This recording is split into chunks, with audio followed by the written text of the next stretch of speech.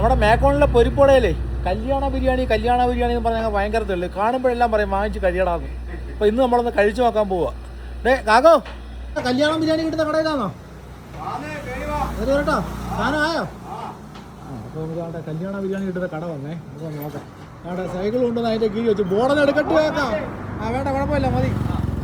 അപ്പോൾ നമ്മുടെ മേക്കോൺ ജംഗ്ഷനിൽ ക്യാപ്പേഴ്സ് കമ്പനിയുടെ ഓപ്പോസിറ്റ് കാണുന്ന പൊരിപ്പുട ബിരിയാണി മാത്രമല്ല കേട്ടോ, ഇവിടെ പൊരിപ്പിൻ്റെ ഘോഷയാത്രയാണ്. ഇപ്പോൾ 3 ഐറ്റം ആയിട്ടുള്ളൂ. പൊരിപ്പിൻ്റെ ബ്രഹ്മാവ് കൊണ്ട് പൊരിച്ചോണ്ടിരിക്കുക. പിന്നെ ചായ. കല്യാണ ബിരിയാണി കിട്ടുന്നത് എങ്ങനെയാ? ഇവിടെ തന്നെയാണോ? കഴിച്ചു നോക്കട്ടോ, പൊളിയാണല്ലോ. പിന്നെ പൊരിപ്പിൻ്റെ ഘോഷയാത്രയാണെന്ന് പറയുന്നത് ഇവിടെ ഉള്ളതാണോ? ആ, 7 ഐറ്റം ഉണ്ടോ പൊരിപ്പ്?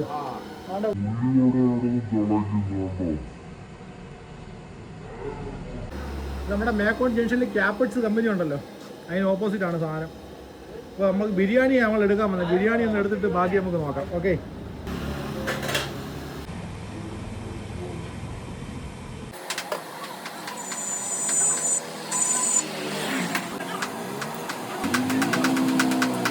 ഉണ്ടുണ്ട്, പഴംപൊരിയുണ്ട്, ഇലയപ്പമുണ്ട്, മോദകമുണ്ട്, കോരി മറിക്കുന്ന ഉള്ളിവടയുണ്ട്. അങ്ങനെ ഇനി ഐറ്റം വേറെ വരാനുണ്ട് കേട്ടോ. 7 ഐറ്റം ഉണ്ട്. പൊരിപ്പ് ബജ്ജി ഐറ്റംസ് ഒക്കെ ഉണ്ടേ.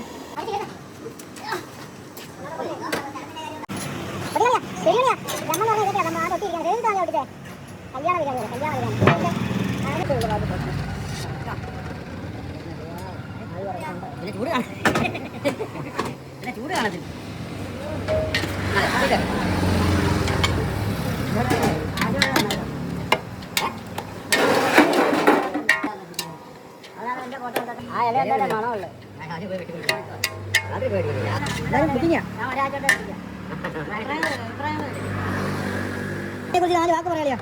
എന്തുവാ ബിരിയാണിയെ കുറിച്ച്? ബിരിയാണി കൊടുക്കുന്ന നല്ല രീതിയിൽ കൊടുക്കുക, നല്ല ആഹാരം കൊടുക്കുക, അത്രേ ഉള്ളൂ. ഇതിനകത്ത് നമ്മൾ ബെനിഫിറ്റ് ഒന്നും നോക്കുന്നില്ല.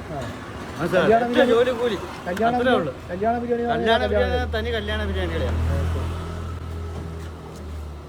നമ്മളെ മാമ്പുഴ സാരഥി റോഡ് മേക്കോൺ ജംഗ്ഷൻ കഴിഞ്ഞിട്ട് ക്യാപ്പേഴ്സ് കമ്പനിയുടെ ഓപ്പോസിറ്റ് കാണുന്നതാണ് കട. ഓക്കെ, കല്യാണ ബിരിയാണി, പൊരിപ്പ് ഐറ്റംസ്. വൈകുന്നേരം കാപ്പി ഉണ്ടോ? പൊറോട്ടയും ബീഫ് ഫ്രൈയോ? ഇടുക്കാച്ചി ബീഫ് ഫ്രൈയും പൊറോട്ടയും കഴിക്കാം. ഓക്കെ, അപ്പോൾ ലൊക്കേഷൻ മനസ്സിലായല്ലോ, മേക്കോൺ ജംഗ്ഷനെ. പാർസലാണ് കൂടുതലല്ലേ?